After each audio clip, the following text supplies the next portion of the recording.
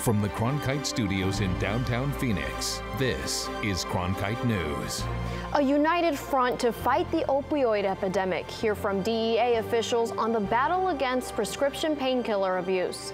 Plus, Scottsdale students and teachers take to the streets over school administration and staffing. Plus, fiery testimony about Trump's budget cuts to tribal schools in our state.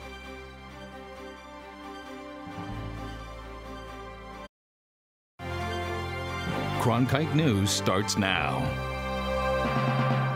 Good evening and welcome to Cronkite News on Arizona PBS. I'm Troy Lynch. And I'm Adriana de Alba. Thank you for joining us. There's good and bad news in Arizona's fight against the opioid epidemic. Results were shared this morning at the second annual Opioid Crisis at Summit in Tempe. Cronkite reporter Mari Nelson was there to show us where Arizona stands with this epidemic. Although progress has been made to defeat this opioid epidemic, the DEA says the problem is going to get worse before it gets better, and there is not just one party to blame. If you want to point the finger, turn around and point it at yourself. All right, every single one of us in this room is partially responsible for what's happening right now. Doug Coleman, special agent in charge of the Phoenix DEA, spoke at the second annual Arizona Opioid Crisis Summit to address the real roots of this epidemic. Doctors started prescribing, Big Pharma started producing them, the Mexican cartel started manufacturing heroin and fentanyls. All of these things came together to produce the opioid crisis, which has already caused more deaths nationally than car accidents. So why aren't we taking it more seriously? According to the DEA, 2 people die each day in Arizona due to the opioid epidemic. The Arizona Department of Health data shows us that there have been 5,800 possible opioid overdoses reported within the last 8 months. 15% of those were fatal. Unfortunately, it looks like the problem is getting worse before it gets better. Senior research analyst for the Justice Research and Statistics Association, Shanna Malone, shows a graph of 3 different kinds of opioids that show the steady increase of heroin deaths from 2007 to 2016. If we don't double down and do something different now, that number's going to cross that red line of prescription opioids. It's only a matter of time. The Arizona Opioid Crisis Summit is a chance for professionals from all fields to come together and work on a plan of action. The problem has to be solved by all of us. The cops can't solve it by themselves, treatment can't solve it by itself, prevention can't solve it by itself, the medical practitioners can't. We all have to work together, and that's why these kind of conferences are important. In Phoenix, Mari Nelson, Cronkite News. Coleman hopes that the organizations there can make enough progress fighting the epidemic that there won't be a need to have an event next year. Cronkite News is dedicated to covering the opioid crisis. You can watch our documentary, Hooked RX From Prescription to Addiction, and find resources for getting help online at hookedrx.org. Mari Nelson, Cronkite News. Governor Doug Ducey is claiming success in doing away with state regulations that just don't make sense anymore. Ducey held a news conference today to talk about the results of his regulation rollback campaign. It's a strategic step in the governor's attempt to draw new businesses to the state by ensuring old regulations aren't holding back new entrepreneurial opportunities. Ducey's office said that efforts to eliminate 676 regulations saved more than $48 million this past year, and that the rollbacks need to continue, thus by reissuing a moratorium this week on new rulemaking. Agencies that want to go through and put forward a new rule for review have to go through a stricter process. They have to get an exemption from the governor's office, and they have to meet certain standards that rule applies to, specifically as it relates to protecting public health and safety. Ducey says some of his top rollbacks include reducing regulatory costs on transportation network companies like Uber and Lyft, allowing communities to use recycled water during water shortages, and making it easier for people who have issues with state agency rules to petition the governor's regulatory review council to look into the matter. Coronado High School in Scottsdale became a battleground last night as parents, teachers, and students called for change within the Scottsdale Unified School District. Reporter Sydney Eisenberg introduces us to one student who says the district is setting her up to fail before she walks this May. It's definitely affected impacting my grades right now. I'm not home studying for my stats test that I have tomorrow. I'm here like trying to advocate to make sure my teachers can run their own stats classrooms without having interference from administration. Natalia Perez is a senior at Chaparral High School and one of 23,000 students in the Scottsdale Unified School District. She and others took to the Scottsdale streets last night to push for change. Protesters gathered right outside of Coronado High School to call for new leadership for the Scottsdale Unified School District. I know how hard the teachers worked at this school and in this district. We need a little support from the board and especially from the superintendent. Opponents say that Superintendent Dr. Denise Birdwell and her administration have disrespected teachers by not allowing them the rights given to them through the SUSD's Teacher Employment Agreement, which was created back in 2013. They're ignoring it, and they're sort of cherry picking occasionally if they want something. They're doing it that way. Just 4 miles away is another site of distrust in the school district. A lot of the tension is centered here at Hopi Elementary, where parents and teachers say that construction on the school has been anything but transparent. The Arizona Attorney General is investigating how the district procured the funds for the renovations. SUSD Board President Barbara Perleberg read a statement that said, in part, "Our job is to take all of these voices and weigh them together as we try to make the best, most informed decisions we can for our students." Back at Coronado High School, Perez says the issues are a distraction from what her goals should be as a senior. So I've loved to think about prom. I'm also right now applying to many scholarships to be able to pay to go out of state. And right now, where I could be writing essays or spending time on that, I'm having to be here and advocating for my own teachers. In Scottsdale, Sydney Eisenberg, Cronkite News. The Arizona Supreme Court is reconsidering allowing Dreamers to pay the same in-state tuition as Arizona residents. Appeals were unsuccessful and overturned in court last June. The justices want to hear from Maricopa County Community College District and Attorney General Mark Brnovich. The justices' ruling will also affect the policy of the Board of Regents. Currently, they allow DACA recipients to pay in-state tuition if they meet Arizona residency requirements. Meanwhile, the next 48 hours is make or break time for a deal in the U.S. Senate on immigration reform. This is the compromise, but I do think that it'll get support of almost everybody in there. Arizona Senator Jeff Flake is optimistic about an immigration bill being finalized by a bipartisan group known as the Common Sense Coalition. But as now, the proposal would only include funding for border security and what Republican backers call fair treatment for 1.8 million immigrants and DACA recipients. Tribal schools have long been troubled, but the director of the Bureau of Indian Education told a congressional committee today that things will improve, even with funding cuts in the Trump administration's proposed budget. Not all lawmakers were buying that pitch, as Cronkite News reporter Ariana Bustos explains from our Washington bureau. Congressman Raul Grijalva's description of the BIE director Tony Dearman's testimony was blunt. He called it pretty naive. For him to say that I'm excited about the fact that Trump cut our budget by 16%, to me made no sense. Grijalva said more cuts will only make a bad situation worse.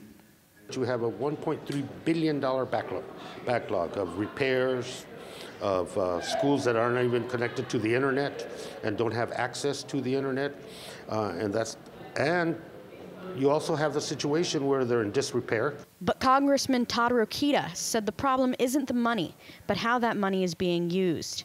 The Indiana Republican agreed with Dearman that everyone has to live within their budget. While he respects tribal sovereignty, Rokita says the federal government shouldn't be afraid to step in and offer support to tribes. A lot of tribal communities absolutely want that, and I think they should have it. Then I find some tribal communities, frankly, we won't name names or anything like that, but I'd say no. This is the federal government's role, their responsibility, and regardless of the quality of the education, BIEs to do the job. Dearman said in his testimony that tribes can and should have total control of their funds. But Grijalva says the government can both respect tribal sovereignty and support them financially. Self-determination and sovereignty does not mean that the federal government's support in terms of resources and money disappears with that decision. If a tribe decides to be the primary person to run and administer the schools, I think the support that comes from the federal government to those schools has to continue. Reporting from Washington, Ariana Bustos, Cronkite News. The Arizona legislature is being asked to exempt coal used in a power plant on the Navajo Nation from the state's sale tax. The goal is to make the plant more attractive for a potential buyer. The Navajo generating station in Page is set to close at the end of 2019 unless a new owner can be found. The company that owns the coal mine that supplies the plant is pushing that tax exemption. It was approved by a House committee. On a 6-3 vote today, the tax cut would cost about $35 million in state revenue. There's a new bill in the Arizona legislature aimed at curbing excessive salaries for public employees. HB 2273 would cap the annual salary and benefits package for public employees at 4 times the median family income. Last year, it was reported that more than 1,200 public employees in Maricopa County alone made more than $100,000 per year. Pima County and the city of Phoenix have recently sent requests for salary increases. Phoenix is attempting a creative way to solve the $4.4 billion pension debt. That money is owed to Phoenix's retirees. The new plan could decrease the debt by $10 million over 20 years. The city is testing a new action in the wastewater department that will allow it to pay off a portion of that debt early. Therefore, it would eliminate interest it would pay over time. Hurricane Maria had a lasting effect on Puerto Rico, and cleanup efforts are still underway. Coming up on Cronkite News, how an Arizona utility company is helping out with the recovery. I'm Judy Woodruff, anchor and managing editor of the PBS NewsHour. The journalists of tomorrow face a fast-changing media landscape, but quality news remains vitally important to our communities, our country, and our world.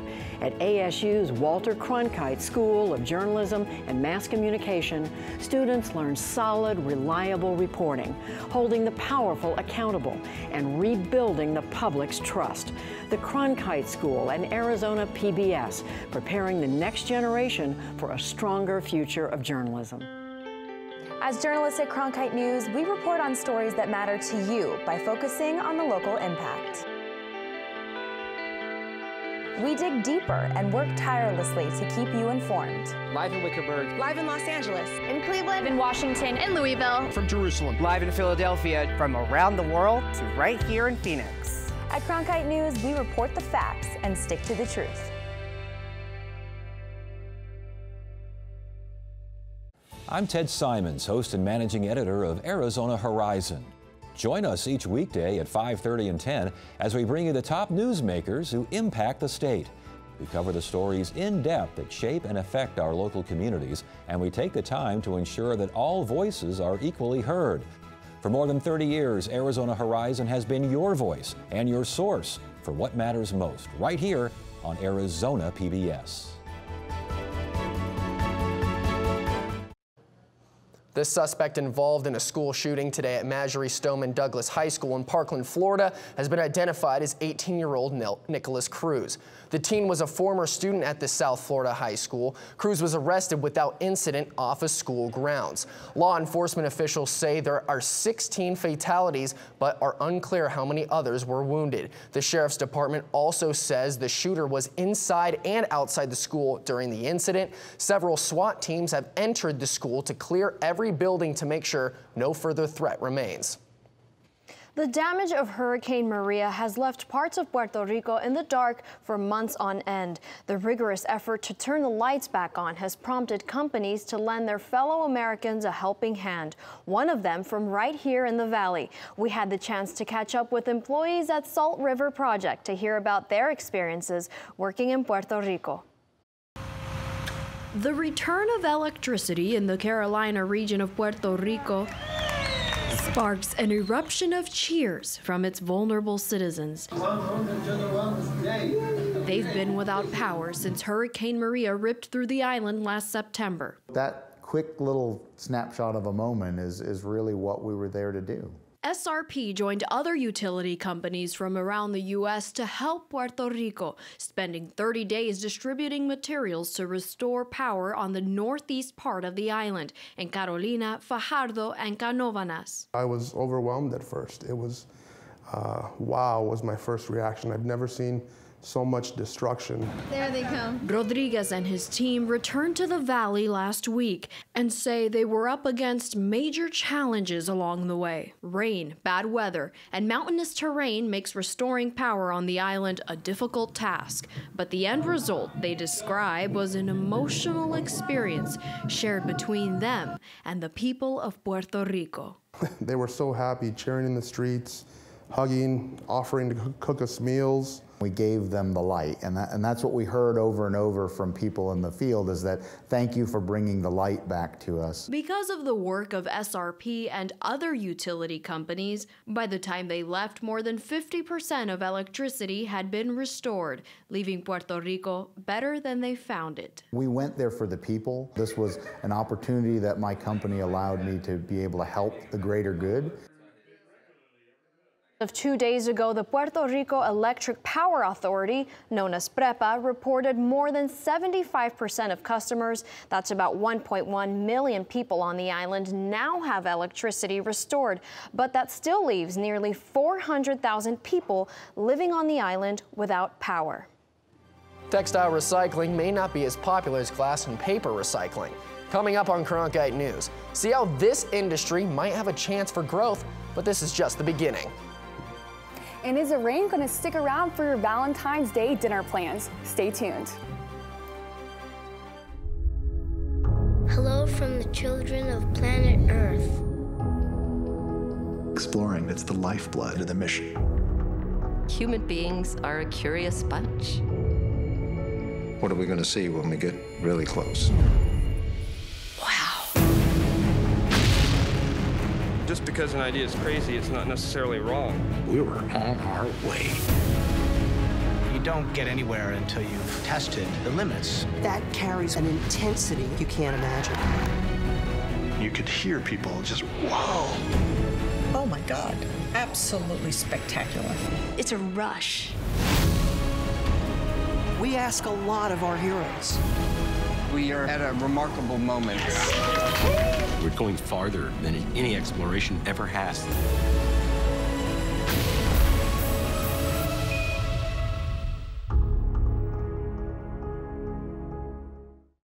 By the year 2050, there will be more plastic in the ocean than fish. Before Professor Halden, I had an insane amount of passion, but I almost felt helpless because I didn't know how to use it. Professor Halden gave me a chance to make a difference. Being at a place like ASU allows you to take these big leaps. Ultimately, the biggest problems in the world cannot be solved alone.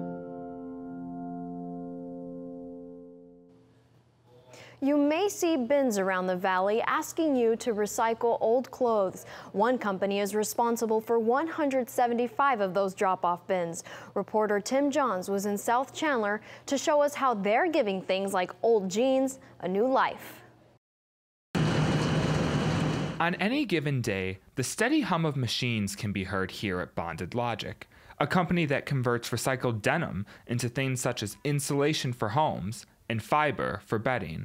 Todd Keene, co-founder of Bonded Logic, says that his business serves a wider purpose. It's important to recycle textiles, obviously, because there's only a limited amount of landfill space and carbon footprint's very large, and especially large metropolitan areas. So any little bit we do, including textiles, is going to make a difference. According to the EPA, only about 15% of unwanted clothing and textiles ends up getting recycled, just like this here. About 21 billion pounds ends up in landfills each and every year. Edward Kazavangian is a professor at the Julie Ann Wrigley Global Institute of Sustainability at Arizona State University. Kazavangian believes one of the reasons why the textile recycling business has been slow to catch on is because there's not a big enough demand for it yet. There's no incentive for communities to set up textile recycling programs. I mean, if your local community didn't have a bottle recycling program or didn't have a newspaper recycling program, I think most consumers probably wouldn't bother to recycle. But despite the market's small size at present, Keene believes that the industry and its products have room to grow. As we develop new technologies and new products to meet specific customer needs, we feel the growth curve is just the beginning right now for these products.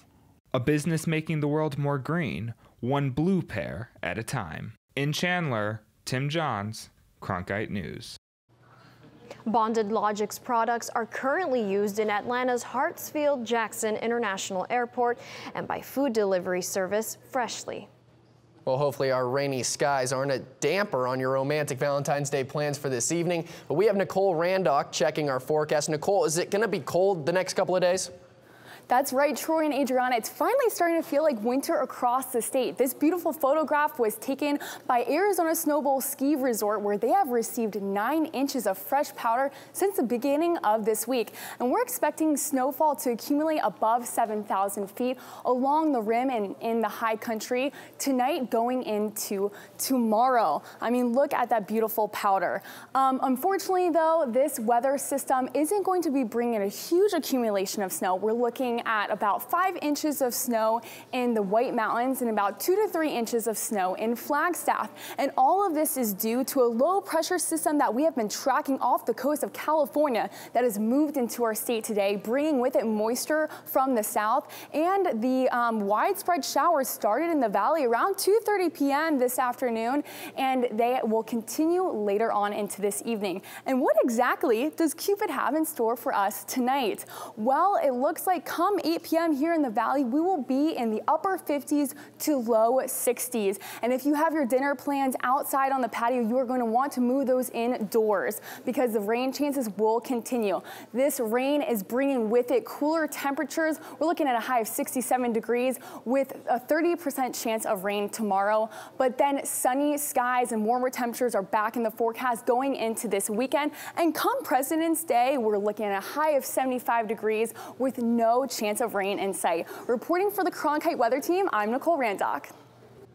Thank you, Nicole. With the world watching top athletes at the Winter Olympics in Pyeongchang, Special Olympians are gearing up for their turn in the spotlight. Coming up next on Cronkite News, we'll take you to a standout high school baseball player from the Valley, now trying to help support Arizonans in the Special Olympics.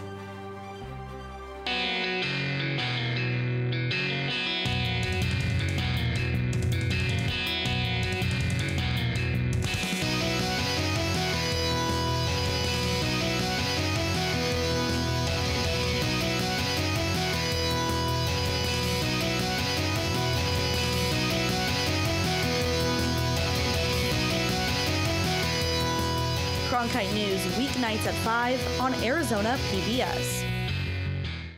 Fridays, it's at Cronkite News, your social sharing connection where you choose the news. Facebook likes and shares, tweets, retweets, and favorites. YouTube views and subscriptions. We're watching you watch us.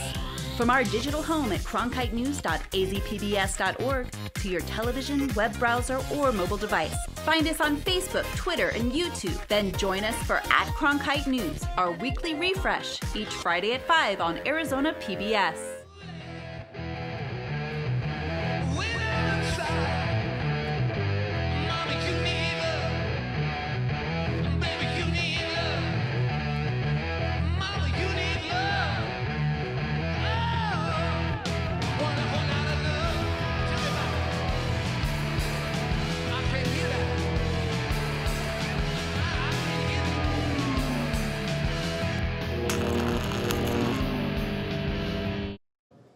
Some Special Olympians from Arizona and their supporters are making their rounds of congressional offices in Washington today. It's a part of a national effort to lobby for better health access for Americans with disabilities. Reporter Shelby Lindsay met with some standout Arizona athletes supporting the cause. Dustin Swinson is not afraid of a challenge. The unified sports athlete competes in bowling and soccer at Verrado High School. His latest challenge is coming to Washington, D.C. this week to lobby for money to support the Special Olympics programs. This is for the little kids who may have disabilities, just like I do. Swinson and other athletes are here to urge Congress to continue its support in the 2019 budget. Their goal is to improve health access for 5 million Americans with intellectual disabilities. Laura Duncan, an Arizona Special Olympics employee, said the Healthy Athletes program makes a huge impact in the state. Arizona serves 25,000 athletes statewide, and all 25 of those athletes have access to health care through the Healthy Athletes program. Kyle Wellman, a Unified Sports partner for the Special Olympics at Verrado High School, shared what they do to bring students together. What Unified Sports does is we take a partner, which is a kid without special needs, and then partner them with an athlete who is somebody with an intellectual disability or physical disability. Kyle is passionate about the program and had a message. I've been able to go into my school and meet some really, really incredible kids that I wouldn't have met anyways. It's not a pity thing. It's not I'm volunteering. These are my friends. These are people that I care about, and that I think it's important that everybody understands how important the inclusion part of it is. As the largest healthcare provider for individuals with intellectual disabilities, the Special Olympics said government support is crucial in order to provide these opportunities. To help us fund for the Special Olympics so we could keep the whole program going, as it continues to help disability kids in the future and to help their families too. In Washington, Shelby Lindsay, Cronkite News. Valentine's Day isn't the only thing people are celebrating here in Arizona today. It's Arizona Statehood Day. On this day 106 years ago, Arizona became the 48th member of the United States. The state now has the 15th highest population in the U.S., home to 6.7 million residents. Some other things that happened back in Arizona's birth year of 1912, the Titanic sank, the grocery bag was invented, and Woodrow Wilson became the 28th president of the United States. That's it for Cronkite News tonight. Thanks for joining us. For top Arizona stories anytime, go to cronkitenews.azpbs.org.